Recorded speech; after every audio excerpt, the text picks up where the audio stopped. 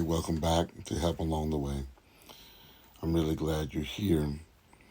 We're still talking about the social teachings of the church. The theme is fulfilling our obligations to our neighbors. We've talked about God's vision for peace. We've talked about how people are placed in our lives on purpose. And we've wrestled with the tension of waiting. Now we come to the question that really matters. What do we actually do about it? Today's session is called Love in Action Next Door. Because peace isn't just something we believe, it is something that we practice.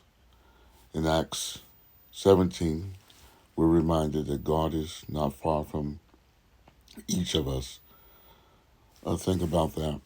God is near to you, and He's near to your neighbor, even though the one that doesn't act like it, even the one who doesn't believe it, even the one who makes our life very complicated. Here's really where it gets real. It's easy to talk about loving people in general. Love everybody sounds nice until everybody becomes somebody specific, a real person with real habits and real attitudes and has real differences. That's when love becomes a choice. Let's look at this in another way. The man kept the porch light on, every night. Not because the street was dark, not because he was afraid, but because years earlier somebody had helped him when he was in trouble. He never forgot about what it felt like to be in the dark and then see a light on, welcoming, steady, assuring. So he made the decision, my house will always be a place of light. Now here's what's interesting. That light didn't choose who walked under it. It didn't turn off for certain people and stay on for others. It simply shined quietly, consistently, and over time neighbors began to notice. Conversations started, trust grew, all because one man decided to keep the light on.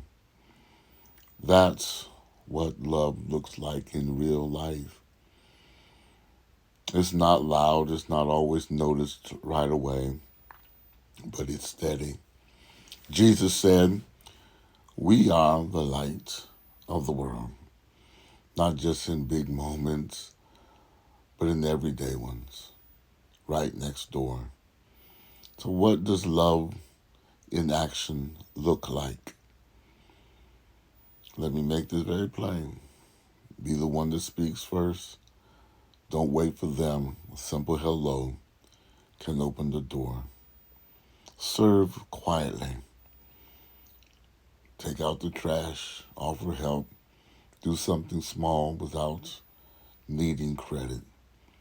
Forgive quickly. Don't let little things grow into big walls. Show up consistently. Love isn't one big act. It's many small ones repeated over time. And let me say something. I think it's important. You may not see results right away. People may not respond the way that you hope. That's okay. You are not responsible for their actions and their reactions. You're responsible for your reflection. You are reflecting God's love. Are you keeping the light on? Because here's the truth, brothers and sisters. You might be the closest example of God's love that your neighbor ever sees. Not through a sermon, not through a program, but through your patience, your kindness, your presence. So today, tonight, tomorrow, this week, keep the light on. In your words, in your actions, in your attitude. And trust that God will use it in ways you never fully see. Next time we'll bring it all together. What does it mean to live the peace that we're waiting for? And how do we carry it forward every day? Until then, shine a little brighter and keep offering help along the way. God bless you. We'll see you next time.